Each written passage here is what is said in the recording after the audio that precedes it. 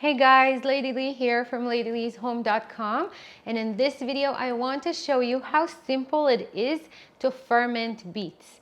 What is fermentation really? Fermentation is when we use microorganisms such as yeast or bacteria to convert carbohydrates to either alcohol or organic acid under anaerobic conditions. Alcoholic fermentation is the process of using yeast to make wine or beer or bread. We know that process. Lacto fermentation is the process of using bacteria to convert sugars into lactic acid. Now, that bacteria is actually a good bacteria that is naturally present in our digestive system.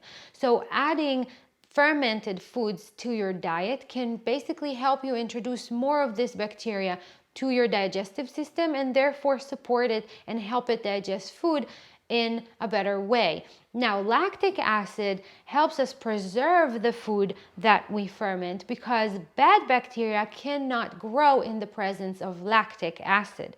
So really it's a win-win however you look at it. It's a great healthy food for us that helps us support our digestive system, and it's a easy, super easy really way to preserve food. So first thing that I did is I removed the tops of the beets, and I hope that you know that you can use the tops. They're delicious. You can use them in casseroles or any other way that you'll use greens. I love making veggie patties with them, and I'll link that recipe below. It's delicious and really my favorite vegetarian recipe. Next, wash your beets well because usually they still have a lot of soil on them. And what we're going to do now is really prepare them to be packed into the jar. So just remove the top and the bottom, and it's very important to note that you can use any kind of beet that you have. So if you're growing in your garden orange beets or yellow beets or long beets or whatever beets you're growing or whatever beets you can find at the farmer's market, you can use any of them with this recipe. All right, so we go into peel the beets, and then we're going to slice them, and how thick or what shape you slice your beets is really up to you. It doesn't matter. Just take into consideration that the thinner your pieces are, the faster they will soften in the brine. So if you like your beets to stay firm for longer, if that's how you like eating them, then don't go too thin on the slices.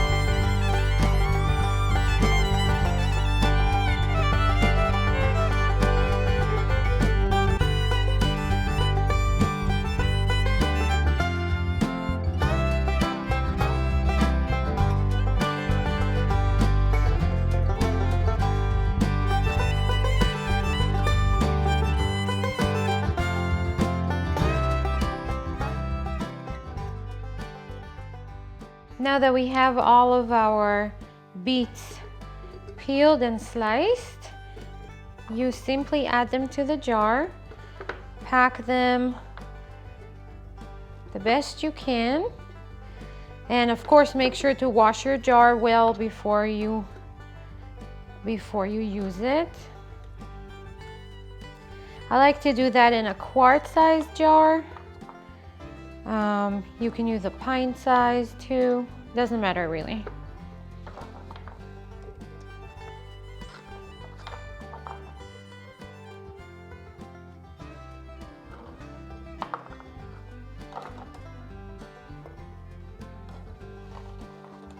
I think I can fit all of it. We want to leave about 1 inch of head space, actually a little bit more. because we're going to use a fermentation weight and we need room for it. So I think that I can stick another little piece here, but that's just about enough.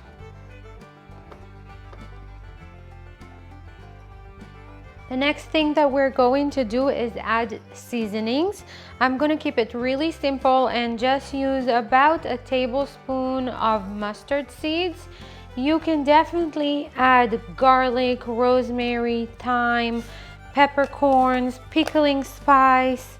You know, the sky is the limit, really. You spice it however you like. Now all that we have left to do is to make the brine. And this is super easy to do. All we gotta do is add kosher, canning, or sea salt. Okay, just use kosher, canning, or sea salt. Don't use the regular table salt. I like my ferments pretty salty, so I'm adding a tablespoon to each cup of water. So I have 3 cups of water in here, and I'll add 3 tablespoons of salt. You can go down to about a teaspoon if you feel like this is too salty for you. We want to kind of stir it until the salt dissolves.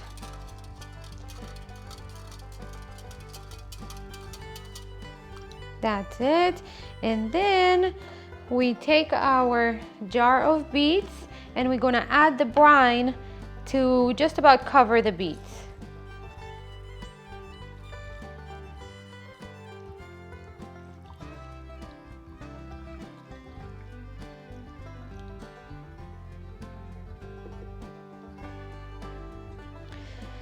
Now we're going to take our fermentation weight, and you can find a lot of different ideas online for fermentation weights, but let me tell you, don't use any silly trick.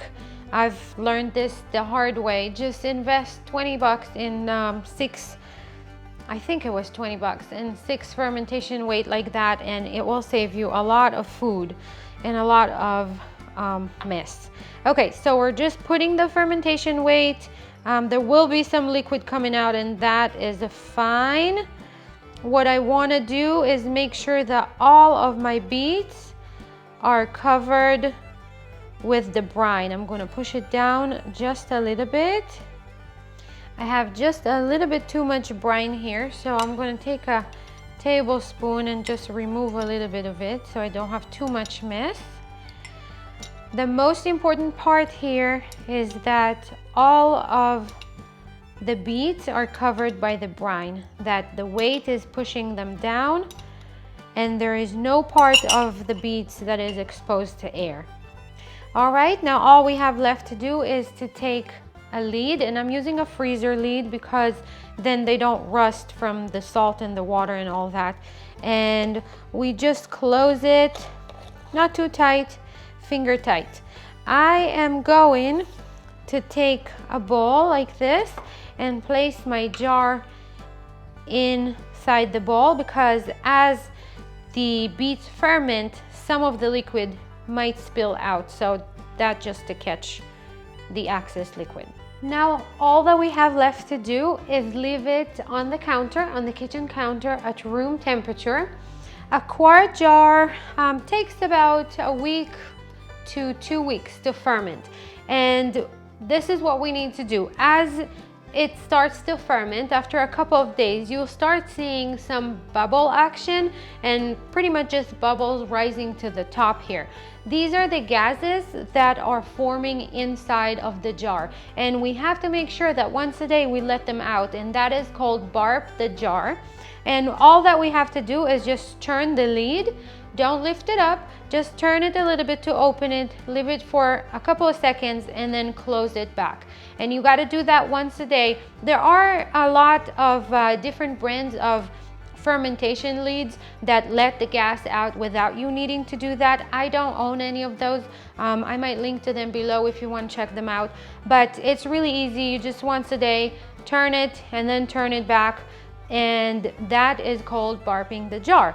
Now you'll start noticing that the brine is becoming foggy, and that's okay. It's normal. It's actually part of the process. After about 7-10 days, a quart jar, maybe even a couple of weeks, you'll notice that the fogginess starts to disappear and the brine starts to become clear again.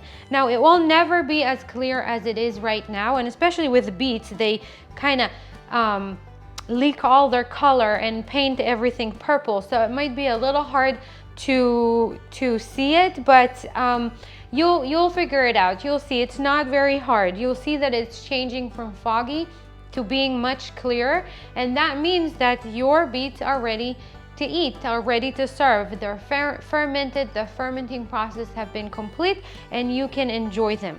So a few things. You want to make sure that you store your jar of beets in a cool area. I find that with beets, because they're so firm, they can stay at room temperature for a few weeks, but they will soften quicker if you put them in the fridge, or if you have a root cellar, that's great. Somewhere around 40 Fahrenheit is great. I keep mine in the refrigerator after the fermentation process is done, and they can stay there for a very long time, months really. The only thing that you need to remember is that through all this time, we still want to make sure that the beets stay under the liquid, under the brine. At some point, you can remove the fermentation jar, the fermentation weight, and the beets should still stay down. Make sure that every time that you take beets out of the jar, you use a clean fork. And that's it. Just keep them refrigerated or somewhere in a root cellar or cool temperatures. And that's all there is to it, guys. It's really super simple, only took us a few minutes, and they are delicious. We usually just use them as a snack, so instead of picking up something like a cookie or whatever, you can grab a couple of pieces of beets, and it's very satisfying and tasty and much healthier for us.